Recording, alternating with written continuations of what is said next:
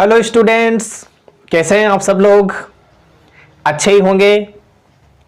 Students, स्वागत है आप सभी का हमारे इस YouTube चैनल पर। जैसा कि आप लोगों को पता है, NCERT क्लास 8th साइंस के अंतर्गत हमारा 4th चैप्टर चल रहा है, जिसका नाम आप देख पा रहे हैं, पदार्थ, धातु और अधातु। इसके 3 वीडियो हमने कंप्लीट कर लिए हैं। यह चौथा पार्ट है इसका। पिछले वीडियो में अधातुओं के भौतिक गुणों के बारे में हमने बात की थी। वहां पर 4 गुण हमने पढ़ लिए थे, जिनमें से पहला गुण था भौतिक अवस्था, यानी अधातुएं पदार्थ की जो 3 अवस्थाएं होती है उन तीनों अवस्थाओं में पाए जाते हैं। ठोस रूप में भी पाए जाते हैं, द्रव रूप में भी पाए जाते हैं और गैसीय रूप में भी पाए जाते हैं। ठोस अधातुओं की बात करें अपन तो कार्बन, सल्फर और आयोडीन, इसके एग्जाम्पल अपन ने लिखे थे। द्रव की बात करें तो ब्रोमीन द्रव रूप में पाया जाता है, और गैस की बात करें तो ऑक्सीजन, नाइट्रोजन और हाइड्रोजन, ये गैसीय रूप में पाए जाने वाले अधातु है। दूसरा हमने देखा था रंग। अधातु विभिन्न रंग की होती है, जिनमें हमने देखा था कि सल्फर पीला होता है, क्लोरीन गैस जो होती है हरी पीली होती है, और फास्फोरस लाल व सफेद रंग का होता है। इसके बाद हमने तीसरा जो गुण देखा था वो देखा था चमक, कि अधातुएं चमक रहित होती है। चमक रहित है, इसका कारण क्या है?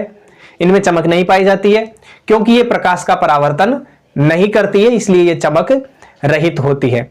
उसके बाद में चौथे नंबर पे हमने देखा था कठोरता। तो कठोरता का गुण अधातुओं में नहीं पाया जाता है, धातुओं में पाया जाता है। लेकिन कुछ अधातुएं हैं जो कठोर रूप में होती है। अधातु है लेकिन कठोर रूप में होती है, तो कठोरता में अधातुओं का क्या हो जाएगा? वो अपवाद हो जाएगा। वहां पर हमने हीरा देखा था कि हीरा कठोर होता है, कार्बन का अपर रूप होता है, और इसको अपवाद के रूप में हम मानते हैं। उसके बाद में पांचवा बात करें तो पांचवा कैरेक्टर होता है ध्वनिकता। देखिए, पांचवा जो गुण होता है वो होता है ध्वनिकता।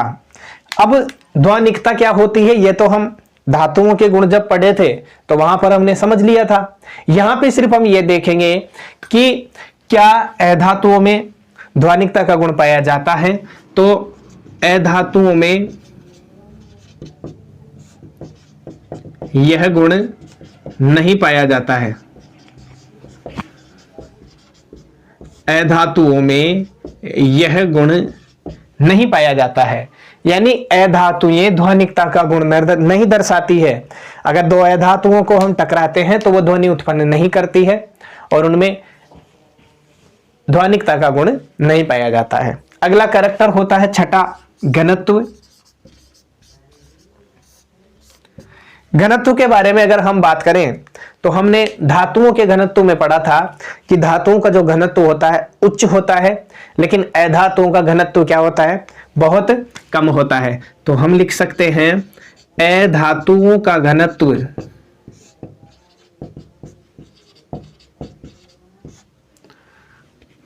कम होता है। अब इसको कैसे अपन माने, कैसे कम होता है? तो देखिए, जैसे मैंने मान लीजिए एक पात्र लिया और उस पात्र में जल भर दिया, ठीक है। इस पात्र में जल भर के जल के ऊपर मान लीजिए जैसे मैंने ये मार्कर का ढक्कन डाल दिया, ठीक है, एक पेंसिल का टुकड़ा डाल दिया, एक लकड़ी का टुकड़ा डाल दिया, छोटा सा गुटका डाल दिया लकड़ी का। अब इनको जब हम देखते हैं तो ये पानी में तैरते रहते हैं, डूबते नहीं है। ये जो तीनों वस्तुएं हैं ये क्या करती है? पानी की सतह पर तैरती है।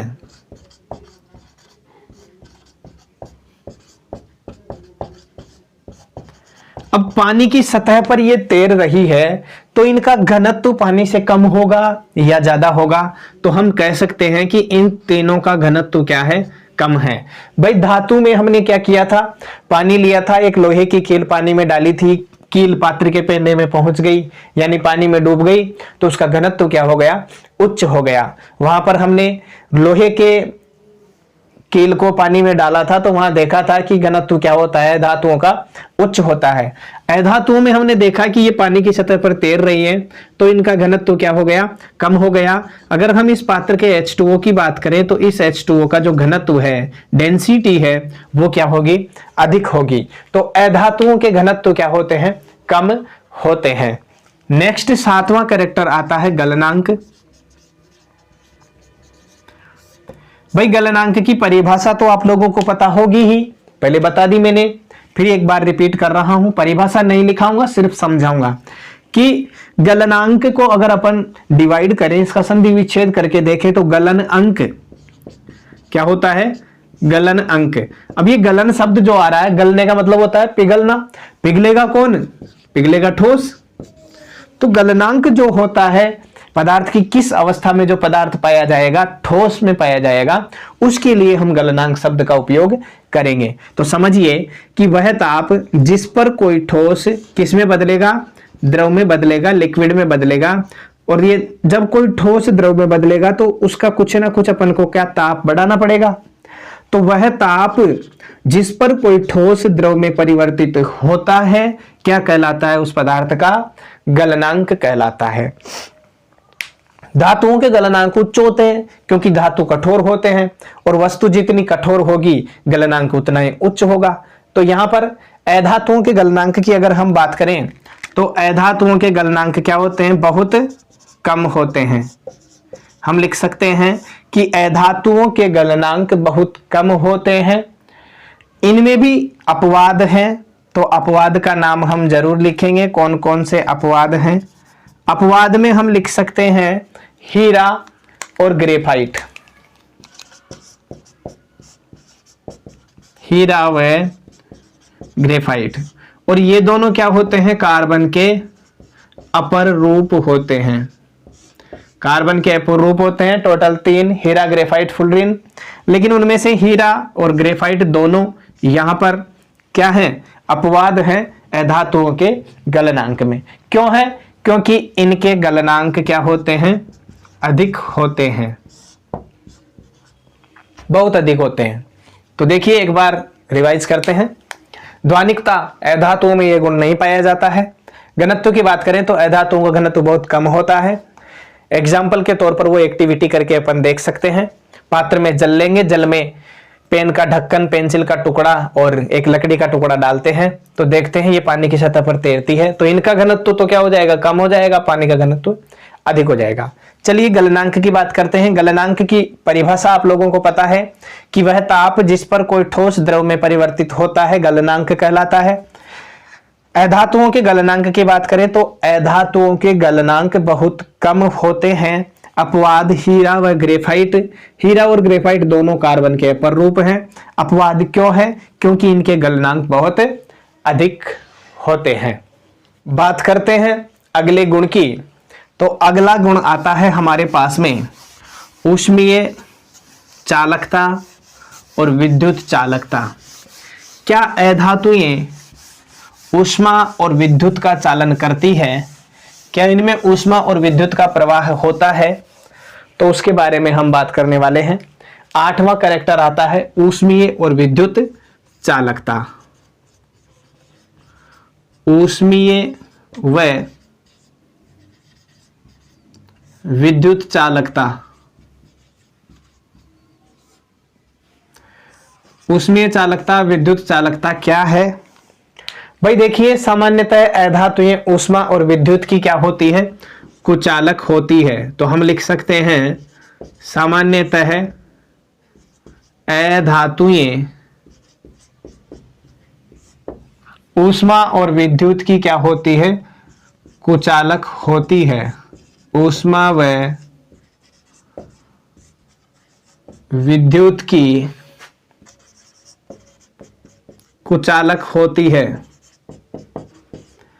अधातुओं में विद्युत धारा का और ऊष्मा का प्रवाह नहीं होता है, इसलिए ये कुचालक होती है। लेकिन यहां पर भी एक अपवाद है, उस अपवाद का नाम है ग्रेफाइट। ग्रेफाइट अपवाद क्यों है, क्योंकि ग्रेफाइट में विद्युत का चालन होता है। इसमें विद्युत चालन होता है और इसीलिए ये अधातुओं में क्या है, अपवाद है। अगला कैरेक्टर आता है 9वां, भंगुरता। भंगुरता बहुत ही महत्वपूर्ण गुण है क्योंकि यह धातुओं में नहीं पाया जाता है, तो इसको अपन स्टार लगा के लिख सकते हैं। यहां से प्रश्न पूछने की संभावना थोड़ी ज्यादा रह जाती है। भंगुरता क्या है, तो अधातुओं को हथौड़े से पीटने पर, अधातुओं को हथौड़े से पीटने पर वह चूर्ण में बदल जाती है, चूर्ण में बदल जाती है या चूर्ण में परिवर्तित हो जाती है, इसे भंगुरता कहते हैं। इसे भंगुरता कहते हैं। यानी अधातुओं का वह गुण जब उसे हम पीटें और वो चूर्ण में परिवर्तित हो जाए, यह भंगुरता कहलाता है। एग्जाम्पल के तौर पर अगर हम बात करें तो कोयले के टुकड़े को हम हथौड़े से पीटेंगे तो वह चूर्ण में बदल जाता है। तो लिख सकते हैं कोयले के टुकड़े को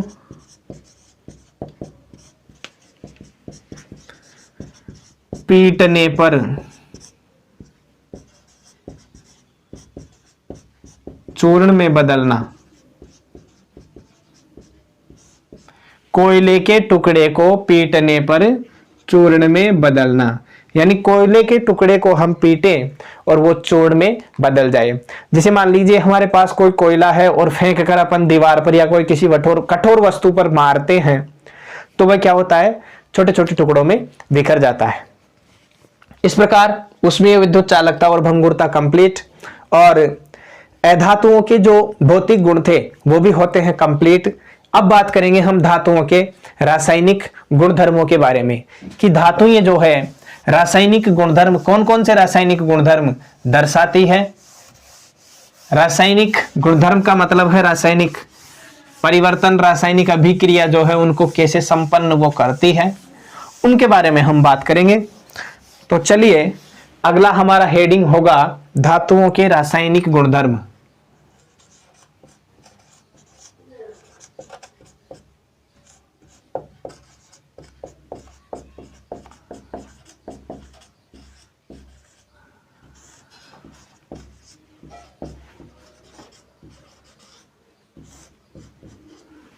धातुओं के रासायनिक गुणधर्म।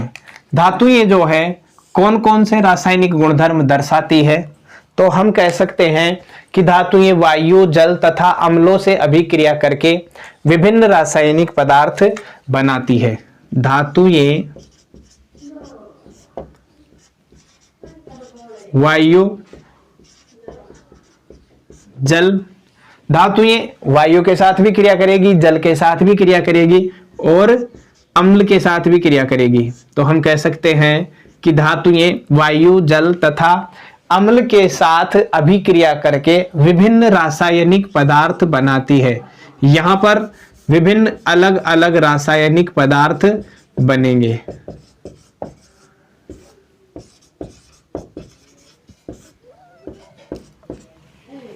धातुएं वायु के साथ भी क्रिया करेगी, जल के साथ भी क्रिया करेगी, अम्लों के साथ भी क्रिया करेगी और विभिन्न रासायनिक पदार्थ ये बनाएगी।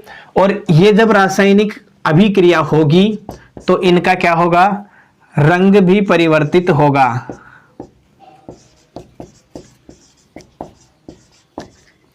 रंग भी परिवर्तित होगा।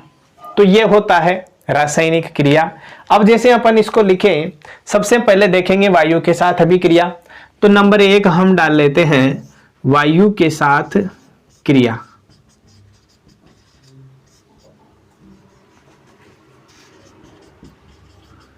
वायु के साथ अभिक्रिया। भाई धातुएं जब वायु के साथ अभिक्रिया करेगी तो क्या बनाएगी, तो धातुएं वायु में उपस्थित ऑक्सीजन के साथ संयोग करके क्या बनाती है, धातु के ऑक्साइड बनाती है। हम लिख सकते हैं कि धातुएं वायु में उपस्थित O2 मतलब ऑक्सीजन के साथ क्रिया करके, ऑक्सीजन के साथ क्रिया करके धातु के ऑक्साइड बनाती है। ऑक्साइड बनाती है भी लिख सकते हैं, बनाते हैं भी लिख सकते हैं। ऑक्साइड बनाती है। धातुएं वायु में उपस्थित ऑक्सीजन O2 के साथ क्रिया करके धातु के ऑक्साइड बनाती है। तो इसको हम शॉर्ट फॉर्म में सूत्र के रूप में लिख सकते हैं कि जब धातु ऑक्सीजन से क्रिया करेगी, धातु plus oxygen is equal into धातु ऑक्साइड, क्या बनेगा? धातु ऑक्साइड बनेगा। इसको हम ब्रैकेट में बंद कर देते हैं और अगर ये सूत्र हमें याद रह जाएगा तो हम इसकी थ्योरी भी लिख सकते हैं और रासायनिक समीकरण भी लिख सकते हैं। धातु ऑक्सीजन से क्रिया करके धातु ऑक्साइड बनाती है। जैसे एग्जाम्पल के तौर पर हमने पहले भी पढ़ा है और फिर मैं बता रहा हूं कि मैग्नीशियम के रिबिन को जब हम जलाते हैं तो हमें क्या मिलता है? मैग्नीशियम ऑक्साइड प्राप्त होता है। इसको मैं जैसे धातु लिया, हमने क्या लिया? मैग्नीशियम धातु लिया और ऑक्सीजन से इसकी क्रिया करवाई तो हमें प्राप्त होता है मैग्नीशियम ऑक्साइड।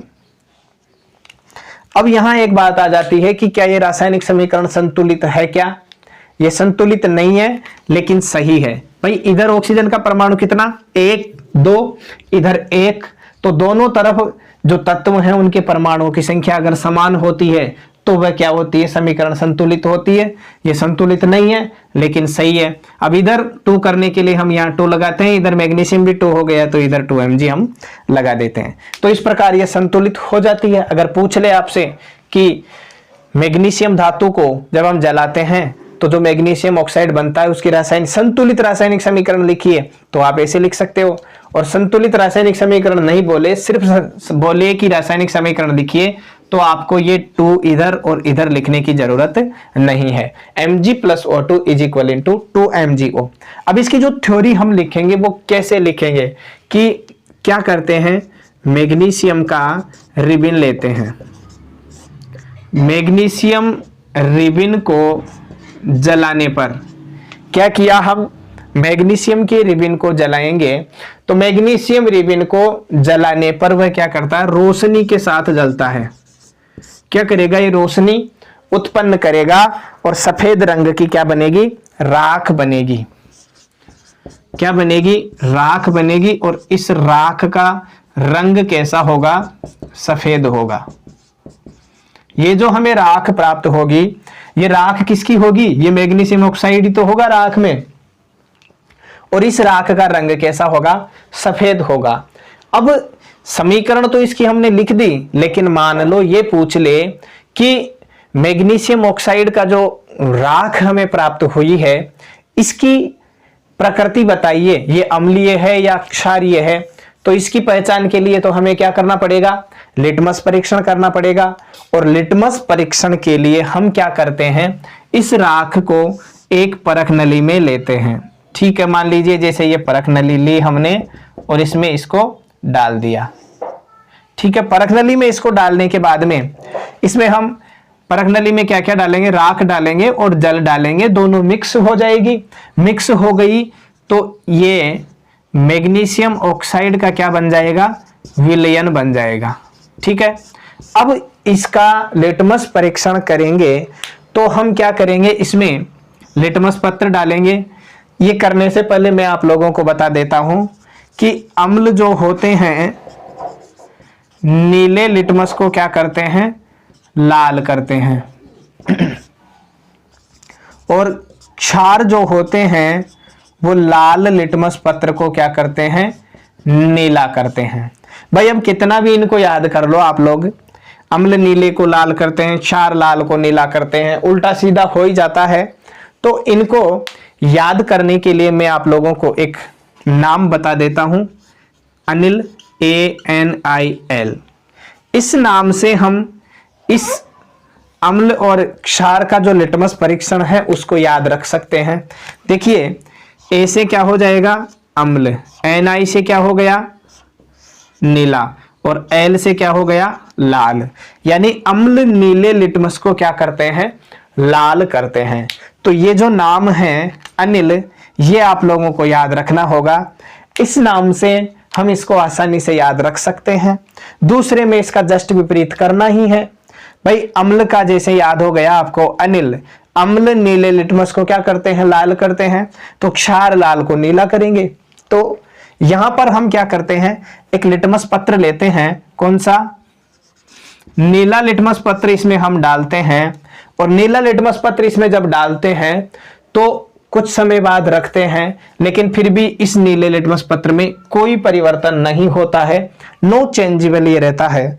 फिर हम क्या करते हैं लाल लिटमस पत्र डालते हैं।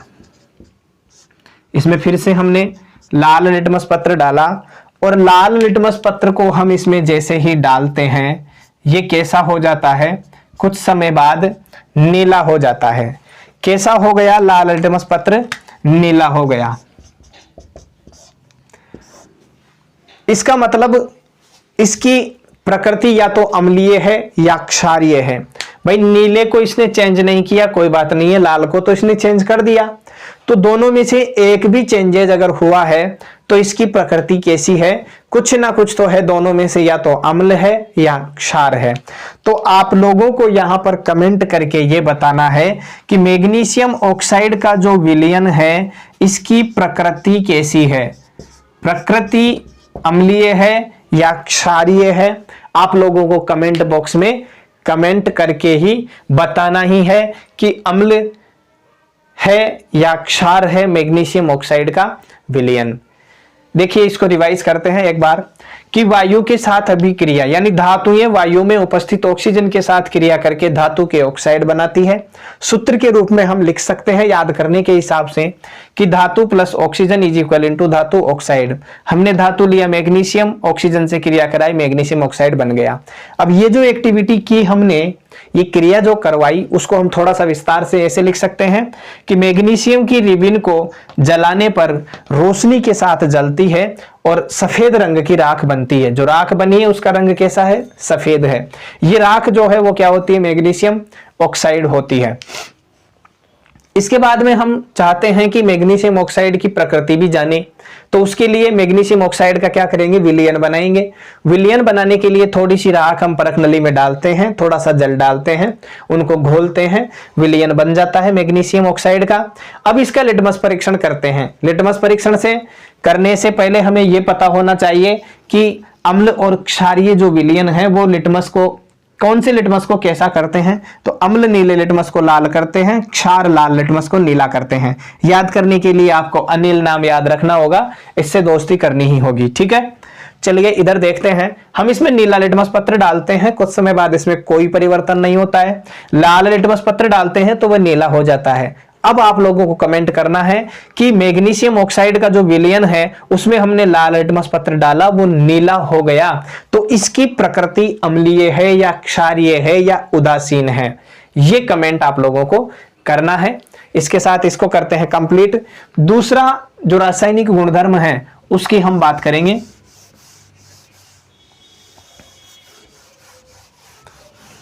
दूसरा है जल के साथ क्रिया।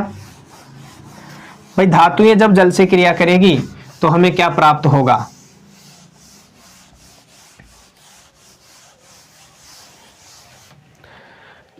दूसरा हम लिख सकते हैं जल के साथ क्रिया।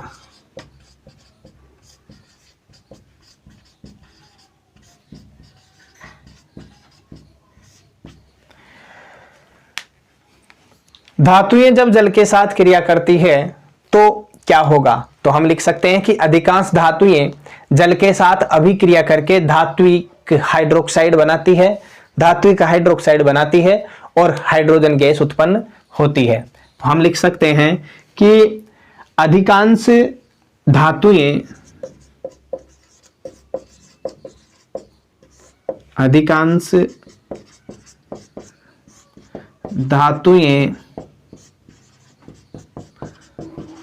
जल के साथ क्रिया करके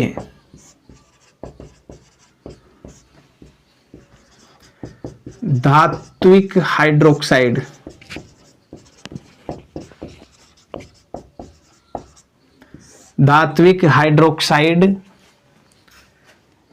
बनाती है तथा हाइड्रोजन गैस उत्पन्न करती है। इसको हम शॉर्ट में लिख सकते हैं, धातुएं जल के साथ क्रिया करेगी, धात्विक हाइड्रोक्साइड बनाएगी, हाइड्रोजन गैस मुक्त होगी। तो इसको भी हम सूत्र के रूप में लिख सकते हैं कि धातु प्लस क्रिया किससे हो रही है, जल से क्रिया हो रही है, क्या बनाएगी, धात्विक हाइड्रोक्साइड बनाएगी।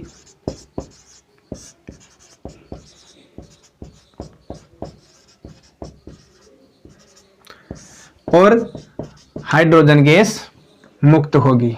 ठीक है, धात्विक हाइड्रोक्साइड बनेगा और हाइड्रोजन गैस मुक्त होगी। इसको भी हम ब्रैकेट में कॉलम में बंद कर देते हैं ताकि ये बार बार हमें दिखता रहे और ये याद हो जाए।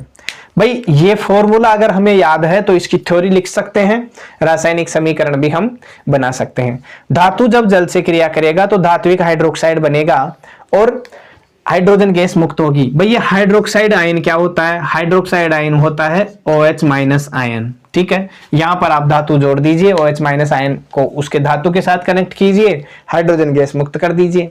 अब जैसे हम क्या करते हैं, एग्जाम्पल के तौर पर देखते हैं कि सोडियम धातु की क्रिया करवाते हैं किससे, H2O से।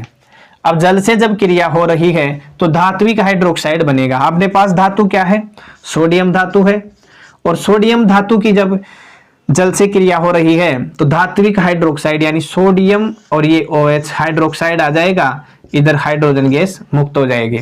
तो इसका नाम क्या हो गया, सोडियम हाइड्रोक्साइड।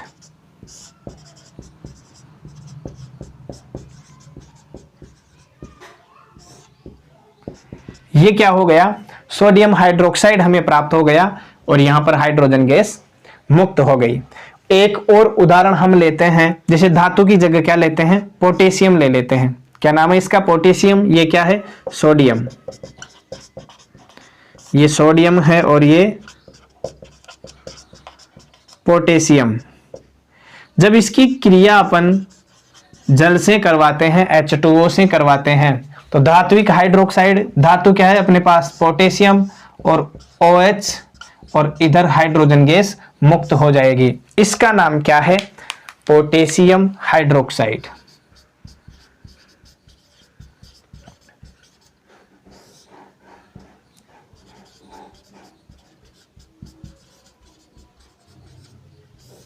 पोटेशियम हाइड्रोक्साइड हमें प्राप्त होता है।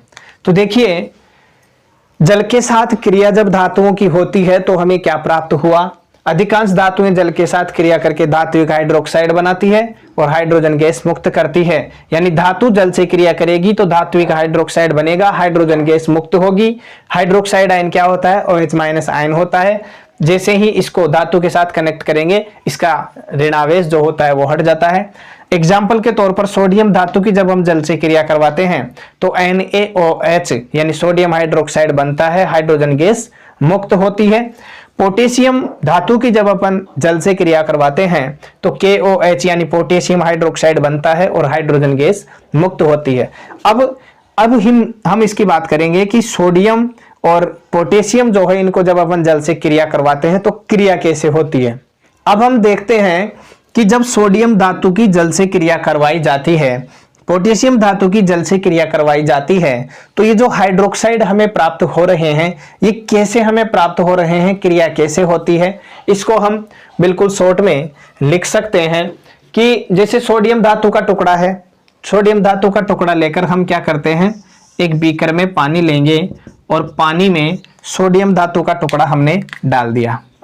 जैसे ये सोडियम धातु का टुकड़ा हम डाल देते हैं, तो सोडियम धातु को जैसे ही हम इसमें डालेंगे तो ये क्या करेगा, रोटेट होगा, बिल्कुल बहुत तेज गति से ये घूमता हुआ यहाँ घूमता रहेगा और घूमता हुआ ही क्या बनाएगा, सोडियम हाइड्रोक्साइड बनाएगा और हाइड्रोजन गैस मुक्त करेगा। यानी जब ये तेजी से घूमता है तो जल के साथ क्रिया करता है और हाइड्रोजन गैस मुक्त होती है। जल से क्रिया करेगा, ये सोडियम धातु घूमता हुआ रहेगा, घूमेगा बहुत तेज गति से, गोल गोल घूमेगा और क्रिया करेगा जल से क्रिया करके सोडियम हाइड्रोक्साइड और हाइड्रोजन गैस मुक्त करेगा। यहाँ पे सोडियम के लिए एक और तथ्य आता है हमारे सामने कि सोडियम जो है बहुत अधिक क्रियाशील धातु है। बहुत अधिक क्रियाशील धातु होने के कारण इसको केरोसिन में रखा जाता है। केरोसिन में क्यों रखते हैं? क्योंकि इसका वायु से संपर्क टूट जाता है। अब जैसे सोडियम देखो जल से क्रिया करके NaOH बनाया, वायु के संपर्क में आता है तो सोडियम ऑक्साइड बनता है। तो ये जल और वायु के संपर्क में जैसे ही आता है हाइड्रोक्साइड बना के हाइड्रोजन गैस मुक्त करके, और ये ब्लास्ट भी कर सकता है। इसलिए इसको क्या करते हैं, केरोसिन में या मिट्टी के तेल में रखा जाता है। तो इस तथ्य को हमें लिखना होगा कि सोडियम धातु को मिट्टी के तेल में क्यों रखा जाता है। ये प्रश्न कई बार पूछा हुआ है और फिर पूछा जा सकता है।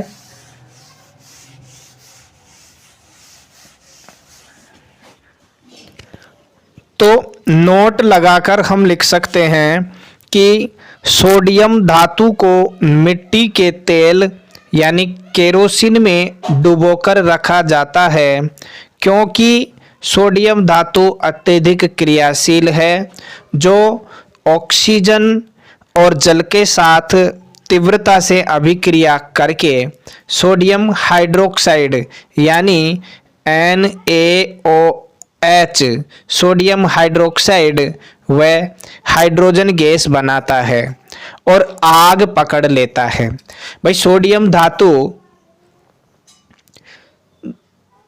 जब ऑक्सीजन से और जल से क्रिया करता है तो तीव्र अभिक्रिया करके सोडियम हाइड्रोक्साइड बनाता है, NaOH बनाता है और हाइड्रोजन गैस मुक्त होती है। ये क्रिया होती है, लेकिन इसके साथ ये आग भी पकड़ लेता है। सोडियम हाइड्रोक्साइड जो है आग पकड़ लेता है और आग पकड़ने के से बचने के लिए इसको क्या करते हैं, केरोसिन में रखते हैं। अब बात आती है कि इसको केरोसिन में ही क्यों रखते हैं, क्योंकि देखिए सोडियम का वायु से संपर्क तोड़ने के लिए इसे केरोसिन में रखते हैं। सोडियम को केरोसिन में क्यों रखा, क्योंकि ये जो केरोसिन है ये क्या होता है, इसमें ऑक्सीजन नहीं पाई जाती है, ऑक्सीजन रहित होता है ये, इसमें ऑक्सीजन नहीं पाई जाती है। तो ऑक्सीजन नहीं होगी इसमें, तो इस सोडियम को ऑक्सीजन नहीं मिलेगी क्रिया करने के लिए, तो सोडियम ऑक्सीजन से क्रिया नहीं करेगा और ब्लास्ट भी नहीं करेगा, आग भी नहीं पकड़ेगा। तो सोडियम का वायु से संपर्क तोड़ने के लिए ही इसको केरोसिन में रखा जाता है। इसका मुख्य कारण जो है वो कारण इस अंतिम लाइन में आता है। ठीक है, तो इसी के साथ आज की क्लास होती है समाप्त। नेक्स्ट क्लास में अम्ल के साथ अभिक्रिया धातुओं की हम पढ़ेंगे। वीडियो को अंत तक देखने के लिए आप सभी दोस्तों का बहुत बहुत धन्यवाद। अगर वीडियो अच्छा लगा हो तो वीडियो को लाइक करिए, शेयर करिए, अपने दोस्तों को बताइए, और आपको लगे कि इस चैनल पर जो स्टडी मटेरियल आ रहा है आप लोगों के लिए अच्छा साबित हो रहा है तो चैनल को सब्सक्राइब जरूर करिए। सब्सक्राइब करके राइट साइड में जो बेल आइकन है उस पर क्लिक करिए, ताकि जैसे ही नेक्स्ट वीडियो अपलोड होता है उसका नोटिफिकेशन सबसे पहले आपको पहुंचे। तो इसके लिए आपको चैनल सब्सक्राइब करना ही होगा। वीडियो को अंत तक देखने के लिए आप सभी का बहुत बहुत धन्यवाद। घर पर रहिए, सुरक्षित रहिए। मिलते हैं नेक्स्ट क्लास में। Thank you. For more updates, subscribe to our channel, click the show links and enjoy watching the videos.